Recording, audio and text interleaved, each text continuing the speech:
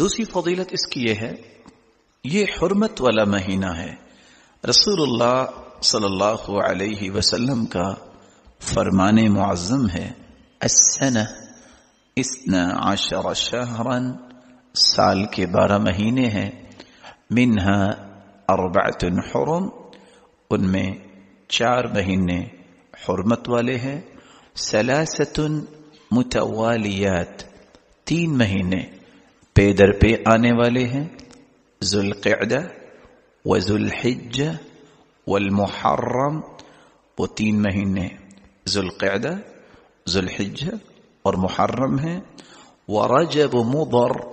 الذي بین جمادى وشعبان، اور چوتھا حرمت والا مہینہ رجب کا مہینہ ہے جو جمادى الثانیہ اور شعبان کے درمیان ہے۔